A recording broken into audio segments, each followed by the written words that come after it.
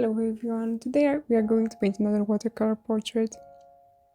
I'm actually having a hard time finding references for these exercises because I usually use Pinterest and there you find a lot of models that's like put pictures of themselves, and those pictures don't have a lot of cast shadows because they probably use a light that's focused on their face, so they don't seem that natural.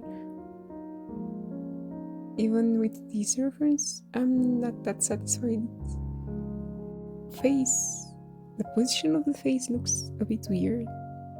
Also, I hope you don't mind because I'm talking a bit, maybe a bit more quieter.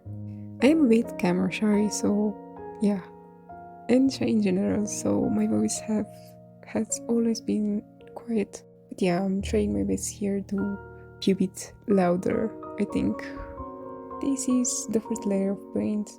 I'm just trying to put the reds and the yellow as in the reference, and then I'm just letting it dry a bit and starting to define the forehead, nose and cheeks. This will be my 11th attempt at painting a watercolor portrait, and I can really see an improvement on my part. I think that saying that the more you practice, the more you improve, it's actually right, because even in its drawing, I see that I improved a little bit my skin tones and values, and the colors look more like each other. Like the layers don't seem that out of place. And I think that's a very important skill that not many people actually teach you, because you have to see the colors and mix them and get the idea of how this layer should look compared to the other on your own.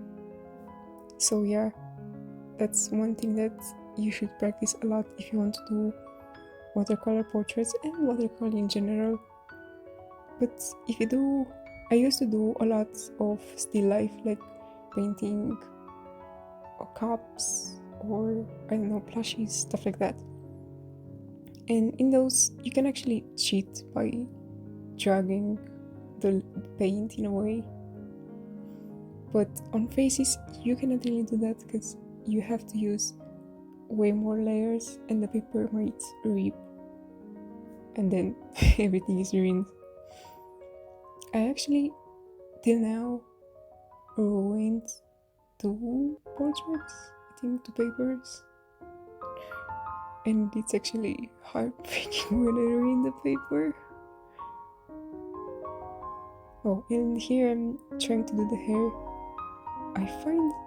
I actually found a way easier method to do the hair. You should like get dry pigment and just follow the curves of the hair and stuff.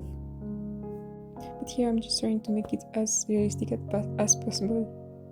And now I'm trying to add more layers that will build up the shadows later.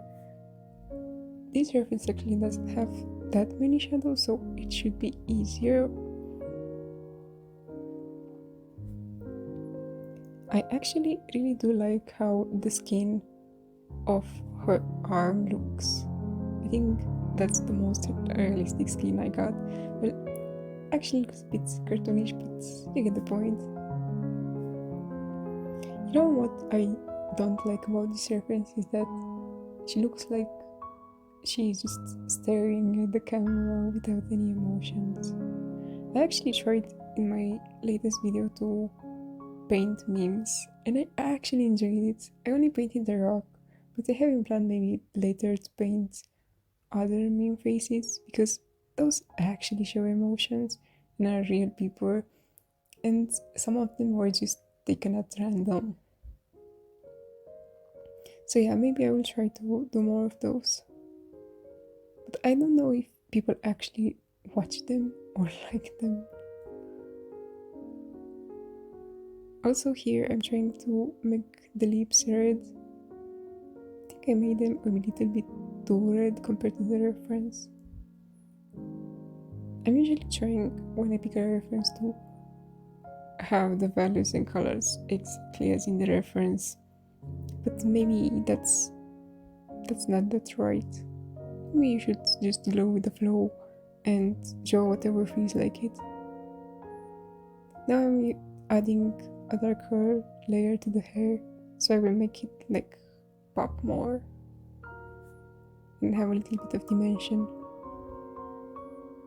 It's actually way more tedious than actually drawing the face, because I choose to make every stroke look like hair in a way, like multiple strokes looks like a bunch of more hair and something like that. In the end, it looks more decent like that. I think the hair gives her more personality than the actual face. And honestly, the headphones are there just so I won't have to draw ears. I don't like drawing ears that much. So yeah, I was happy to find this reference that had headphones. But either with the headphones, I'm not really making them any more realistic than this. Now I'm adding the cast shadows or drawing tool. I made this mixing red and blue with a bit of yellow. Cast shadows are actually the part that I fear the most, because I usually make the layers way too dark and the whole painting would be ruined like that. But here it looks actually decent. Also, I think that she looked better before adding the color of the iris, the brown one. I don't know why, maybe. Yeah, it just looked better before. Now I'm trying to make some finishing touches to her. It's not much, but I'm trying to like correct it because it doesn't really feel right. I'm usually overdoing it. So yeah, maybe this won't get ruined.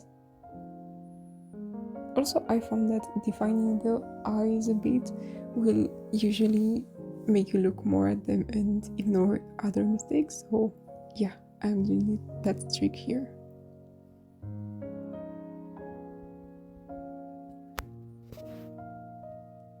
In a way, I'm quite happy of how this is turning out.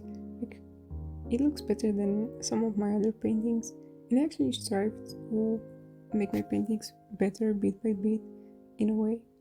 And I think I improved a bit my cast shadows with this painting.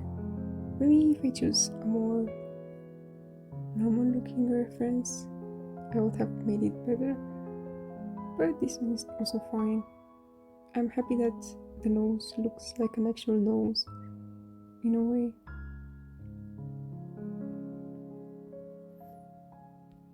Oh, and also if somebody watches till this part, I'm very happy that you're here, and I hope we'll see each other again.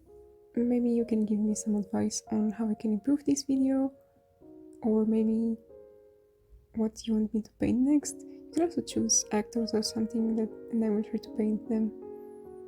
Also, I would appreciate if you subscribed, and see you next time, friends.